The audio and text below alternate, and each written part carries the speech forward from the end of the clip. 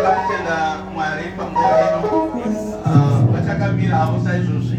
Regai ndikumbire mufundisi nota vangotaura zvishoma-shoma zvavangade kutaura, then bishop otaura. Hamuchatori 5 minutes, 2 minutes, time yedu yapamba.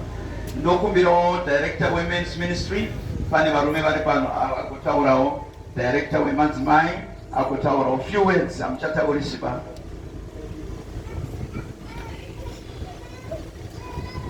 Hallelujah! Hallelujah! Mangwana nandotinda bishop ndingoya nditaure. Ndafara zvikuru wadika nechitwa chakadai. It is a great event in the history of PHC Church. Pane chinhu chandaona chasiyanisa chechi yedu neutsvene nedzikereke. As we are standing right now in Zimbabwe, there is a syndrome yemachechi kuparadzana kwawo. Church dzirikupuruzika dzichiparadzana, they are separating.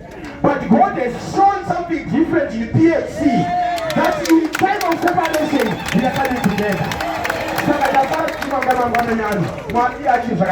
Thank you so much. I want to thank those who were involved. I want to thank you in the name of our Lord Jesus Christ. Amen.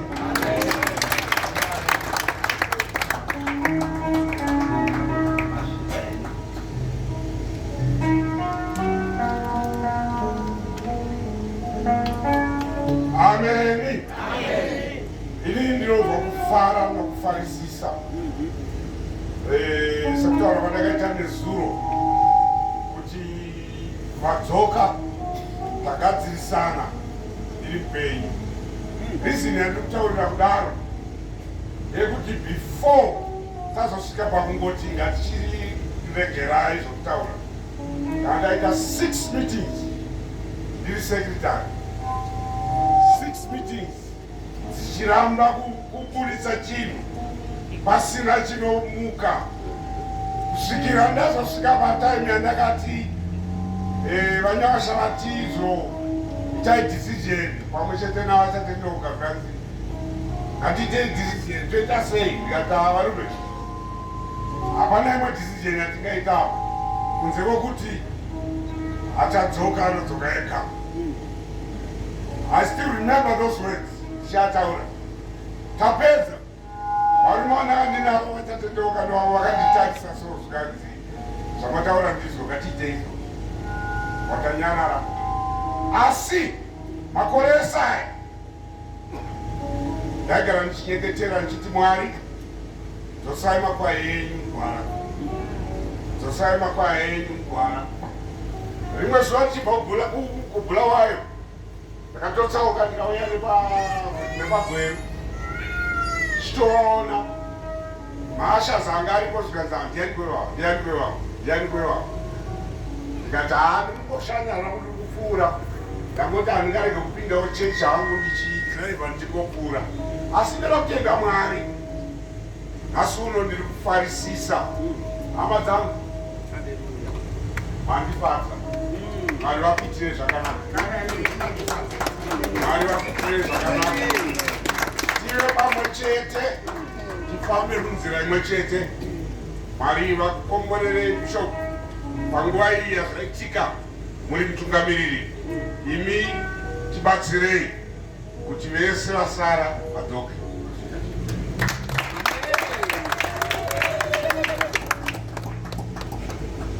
Hallelujah. Ndoda kutenda Mwari mangwananano nehama dzedu tasvika pakubatana pamwe tiriwe chinhu chimwe chete. Haleluya.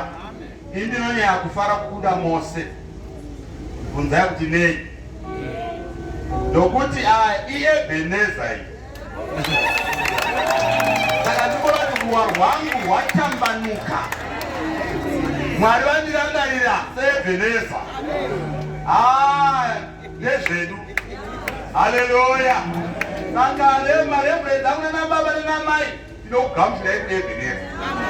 Sunungukai. Ende muchationa tuya pabumbe, muchationa tuya pavheru, kuti tishumire Mwari. Mwari aite zvakanaka. Ndoda kutenda chegutu yatova kudhara. Nai, tiri kutodei bata.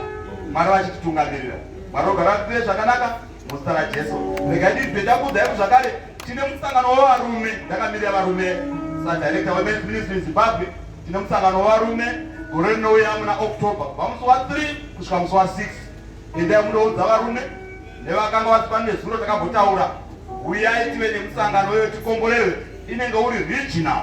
Zvinoda kuti Southern Africa yose inenge iri pano, Zambia, Malawi, Botswana, South Africa. Varume vese vanenge vakaungana paReserve.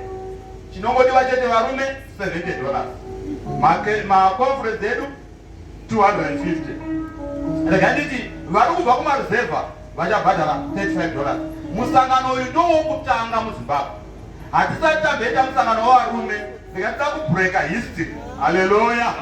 Tive nemusangano uchatifadza nokuti mutungamiri wavarume pasi rose tinenge tinavo vanonzi Reverend Miles vari kubva kuAmerica kuti vazotsigira. Saka ndiri kukurudzirai varume kuti ngatitange kugadzirira. Kwete kuzoti nguva yapera kuti handina mari, aiwa tanga wangu yawawana ipai treasurer wenyu weconference mutoti batai. Uye zvakare varume vese vachava nema-t-shirt akanzi Men's Ministry Zimbabwe neRoyal Rangers. Ndinoti nemayuthi tinowakoka zvakare kuti ave pamusangano uyoyo ndoma Royal Rangers edu. Mwari ogara akombore muzita raJesu. Amen.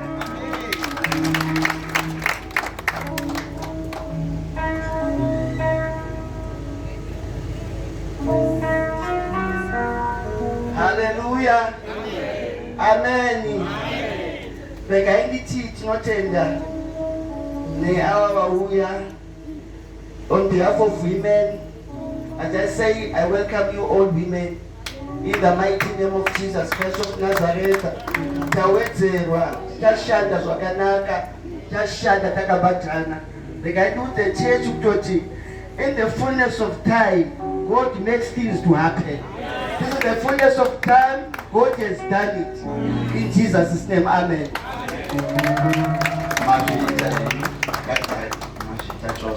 Hallelujah.